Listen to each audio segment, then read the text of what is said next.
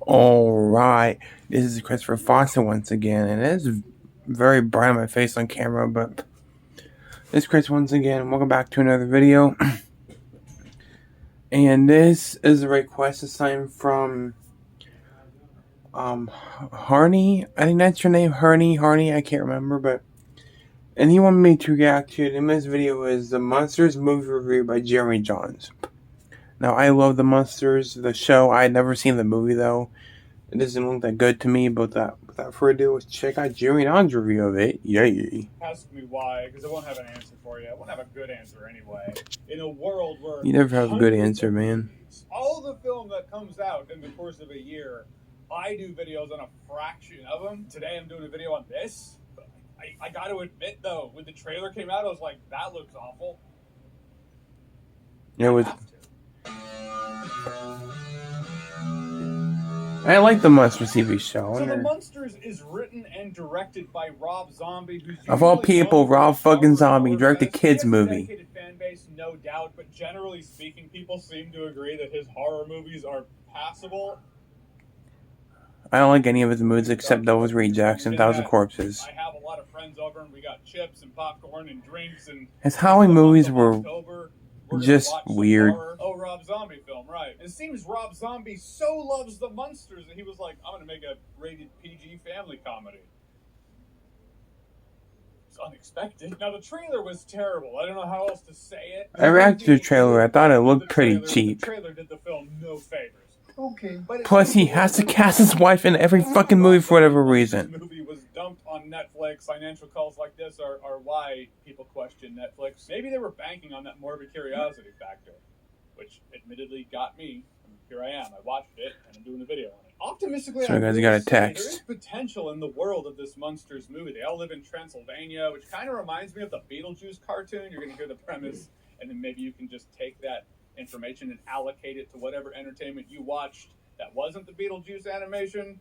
You're not as old as I am, possibly. But you know that ghoulishly endearing world is a whole monster world. They have their economy. Then they step into our world, and they find our world as weird and scary as we find them. The movie is essentially 3 films in one. You have your romantic comedy of Herman Munster and Lily getting together. Then there's a real estate scam. Then they buy a house in the real world. There's a lot going on in this movie, like far more than you would think, and I don't think it's going to entertain children as much as Rob Zombie probably wants it to. Which is funny because Grandpa Munster, which I guess is father-in-law Munster, because not all the Munsters are here. It being a prequel backstory reimagining. Yeah, where are the other Munsters? Marilyn Munster, they're not here. It's just these 3 Munsters hanging out. But he keeps bagging Where's Eddie? Comedy in this movie, and I couldn't help but think that's either unironically an amazingly self-aware series of moments, or ironically, the movie's just not self-aware at all. The movie has a color palette that could be fun for kids, but the camera work's just nauseating. It does that Rob Zombie thing where it's zooming in and out and twisting and turning. You could talk about what how is it it represents the off-world, off-mindset of the Munsters, like they're from a different plane of existence. But it was also annoying in execution. And that's the thing about this movie. There are a lot of concepts of like, I get what you were going for,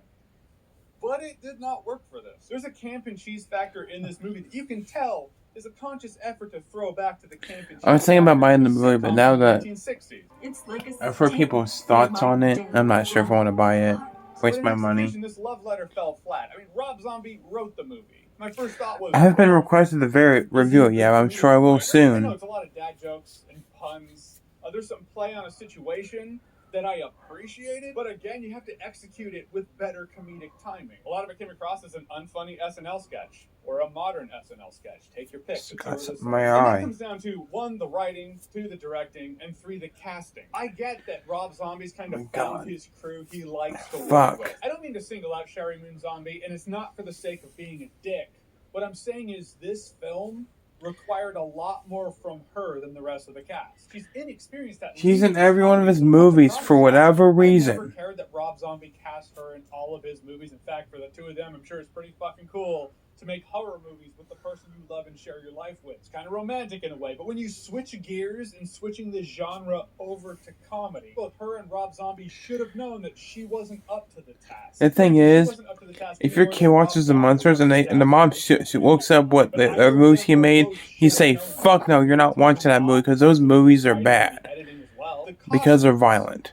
My God, this movie looked like it's hard to recommend this movie to kids because the other movies he made was fucked up and weird. To such a degree that there's a scene where they're at this party in this neighborhood. This neighborhood's just having a costume rave for some reason. I don't know. It seems like I was like, why didn't I grow up there? But these are people in costumes. But your kid watching the Halloween movies will put on Munsters and Halloween and then go fucking nuts. That are supposed to be actual monsters.